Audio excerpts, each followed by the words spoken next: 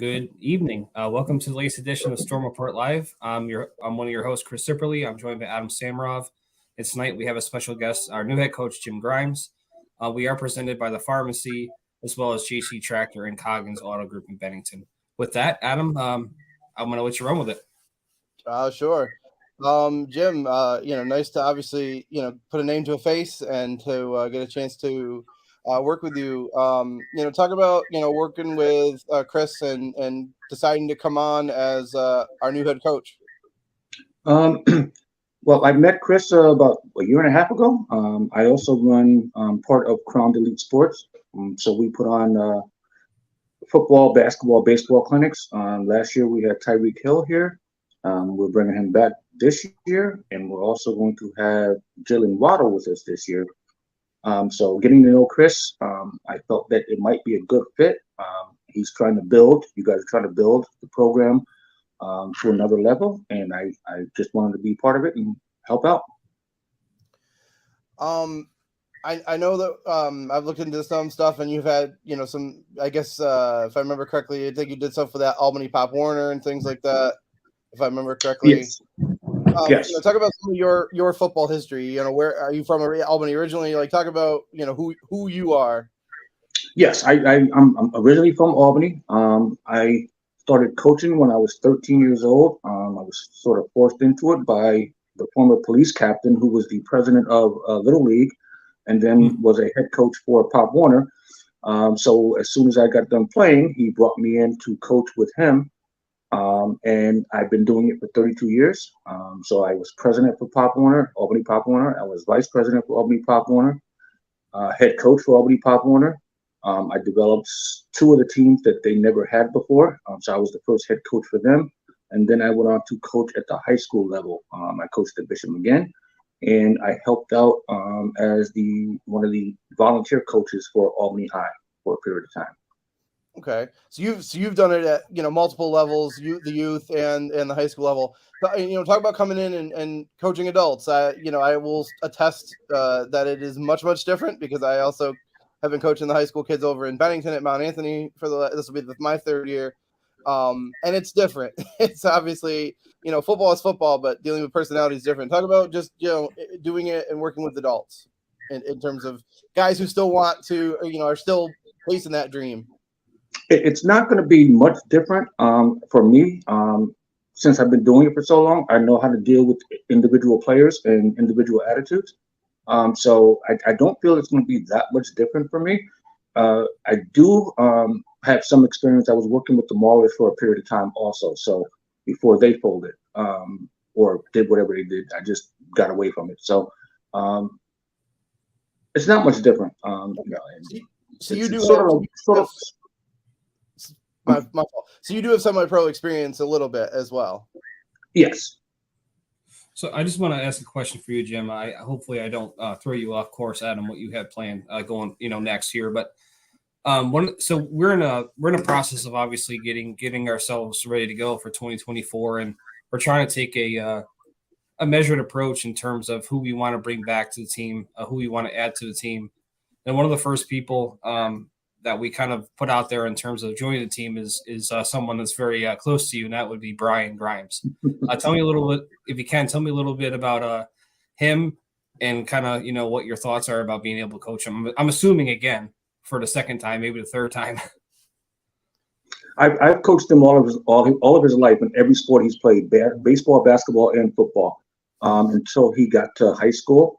And I still coached him at high school, but I wasn't his actual coach. So after games, we discuss it, and I tell him what I saw he did wrong and things of that nature, or what he did right.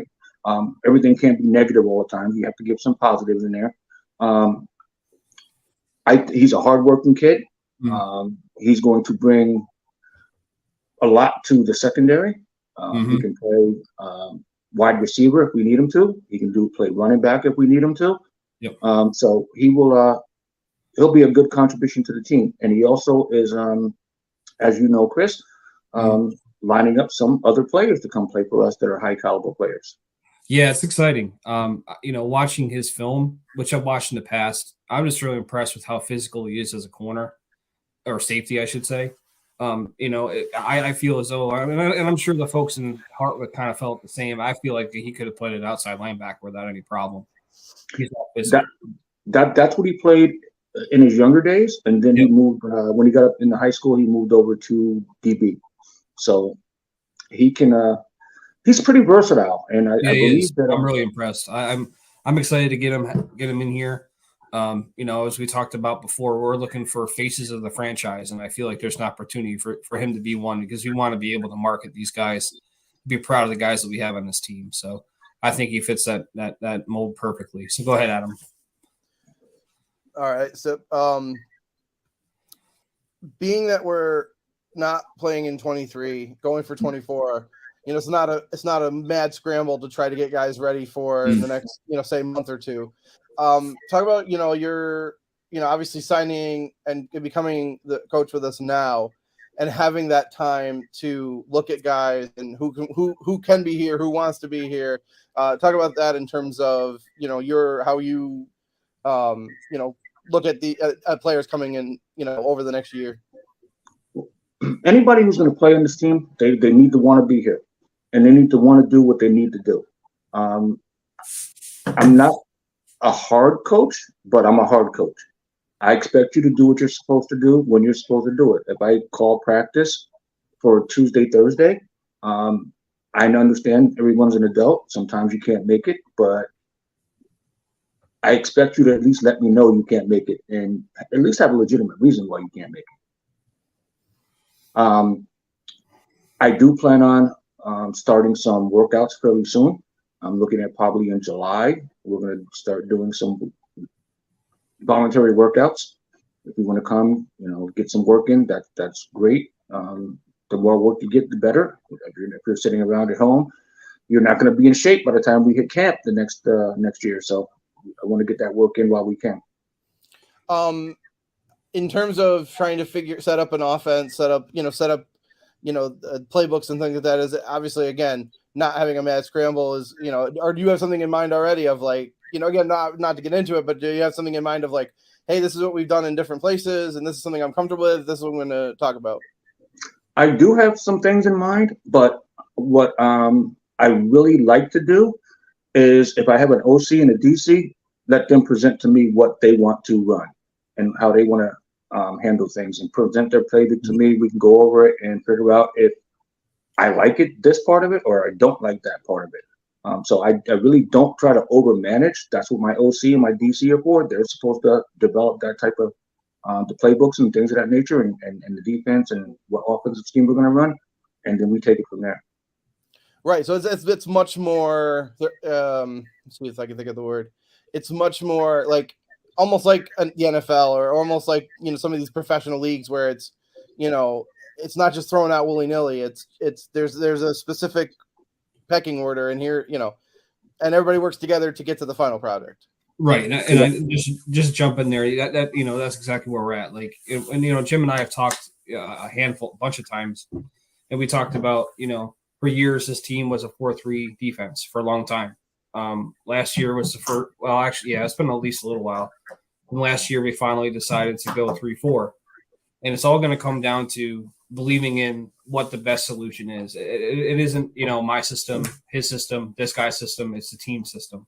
Just figuring out exactly what makes sense, and everything's on the table. So, I see that as a good opportunity. Kind of, as Jim said it, bring it up.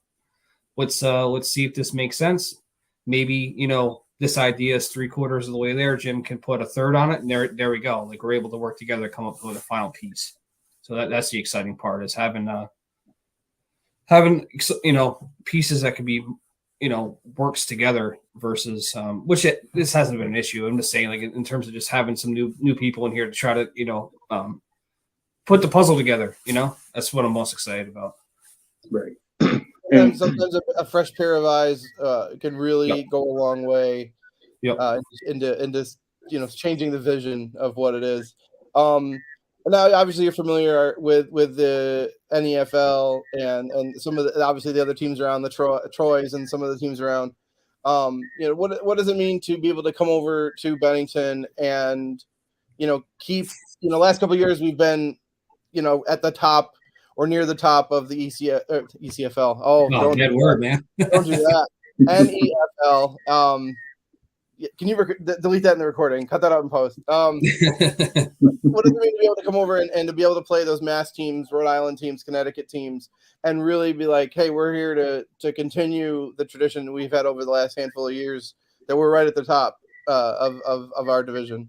And that's the one thing I loved about this team, is that you guys have always been competitive. You've always been right there, and hopefully I can get us over the top. You made it to, I think, the championship game last year. Yeah, we ended up, so in the last 5 years we've appeared in 3 championship games. One of those seasons that we didn't make it was 2020, and we got halfway through. But yeah, that's one of the things too, in terms of like when you talk to players about coming here, and even sponsors for that matter too. We're very lucky to be able to say in our 17-year history, we have not made the playoffs one time. And that was in year 2. So that was 16 years ago. Okay. So yeah, that doesn't come with any level of arrogance. It just kind of speaks to what our expectations are. That's all. Right.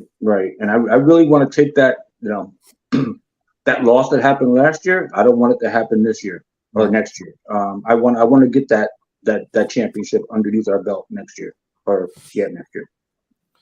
You said you were thinking about doing some workouts and stuff. Is there what other things? I mean, in terms of, bringing guys in, getting, guys to mesh together, work together.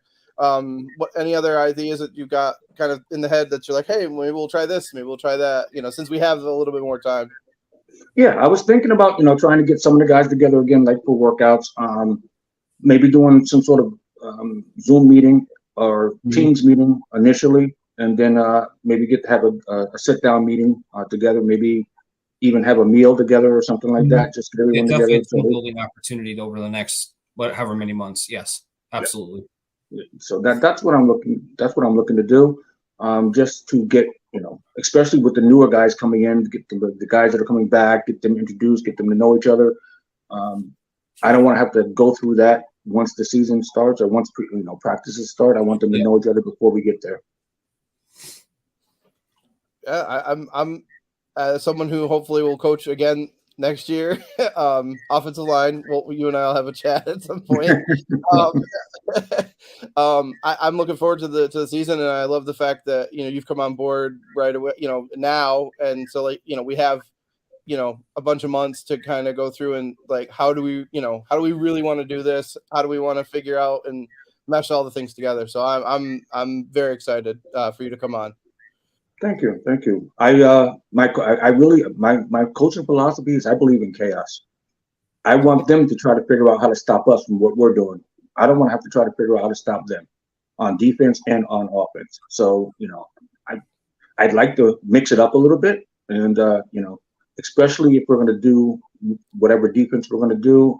I believe in bringing the linebackers. I believe in bringing the corners. I believe in making them feel pressured in order to make them uncomfortable, basically, is what I like to do. So what you're telling me is you're a defensive-minded coach. Actually, I'm an offensive-minded coach, but okay. But when you have to wear multiple hats sometimes. So I've learned both sides of the ball, just in case I had to cover something. Okay. Who would you consider for coaching? And you may have already mentioned it, but who would you consider as somebody that was a mentor to you, or somebody that as a football player, or somebody that was in your football life, that somebody you look up to and go, I'm following kind of their footsteps, or I love the ideas that they had, and that's what I'm doing? Is there who would that be, and what was the circumstances that you were around them? Absolutely, the great Joe Grasso, who passed away. He was my coach when I played for McGinn. He was my boss when I worked at McGinn. He was around football a long time, had a lot of success. He's one of the legends of coaching in Section 2 football. So Yes. he taught us a lot as players and also as coaches. Yeah, and actually one of the divisions in Class B is named for Joe. Yes. There's the Rhineford and then the Grasso, and they're the 2 divisions for Class B in Section 2. So yes. It is a person who's been around around a very long time. And when you say that name, immediately I know exactly what you're talking about. So that makes sense. Yeah, I'm pretty good on SIP. Unless you got something else, I like I said, I'm looking very forward to working with you, Jim.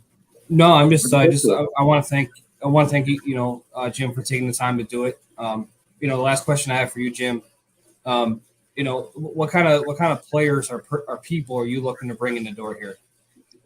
I want dedicated people. Again, you have to be dedicated. You have to come to work. That's the biggest key. If you don't have the dedication, then we're not going to be successful. You have to be dedicated to the game and to the team, because it's not just about you, it's about the team. Just like it's not about me, it's about the team, which is why my philosophy is the coaches, OC, DC, O-line, they're going to come to me with their information, then we'll discuss it and we'll figure out how we want to go from there. It's not going to be Jim said this, Jim said that. It's going to be what works for us, what works for the team. That's really important too, because I think I think the phrase goes the name on the front of the jersey means a hell of a lot more than the name on the back, and that's just what we're trying to instill. It's easier said than done, of course. I mean, we all have our pride, but at the end of the day, it's really about putting the team first and doing things that that allows us to get where we want to be. We've won a lot of football games over the last decade and 3 quarters. But we only have one championship. So you have to sit back and say, okay, what do we got to do differently? So this is what this time is for over this next, year or whatever is left. It's just really self-evaluating and making sure that we do the right things, because, we're here to reach goals, not say, oh, we almost made it. So I think as we move along here as a group, I think we're going to have a hell of a coaching staff, and hopefully, I know we will have a heck of a football team. Might be a lot of new faces, but that's okay. Like I said, you're going to want to have to be here, and you're going to want to have to earn your spot to be here. Right. It's just really about putting it all together. So with that, I mean, if you got any questions for myself or Adam, please, get a hold of us. But, in the meantime, thanks again for taking the time, both of you guys. So I'm looking forward to getting to work. So am I. I'm doing research on a lot of different things already, just to make sure I'm up to speed and recruiting some players. So 100%. And don't let me forget, I need to send you a link and a password for all of our games over the last 2 years. You can watch those too. So I'll get you over that just so you can kind of evaluate some folks too. So sounds like a plan. It sounds good. It's just so you guys know, it's creating a buzz. As I told Chris, one of my employees reached out to me and like, you have something to tell me about? And I'm like, well, I don't know what you're talking about. Aren't you doing something? And I'm like, oh, how'd you find out? So some of the some players are looking to come over to us, but we'll see how it plays out. 100%. Well, thanks again. I like working with X Section 2 guys. As a Steph and I are both X Section 2 guys. So yeah, dinosaurs now. Yeah, 100%. So, all right, guys, we'll talk to everyone soon. All right, have a good night.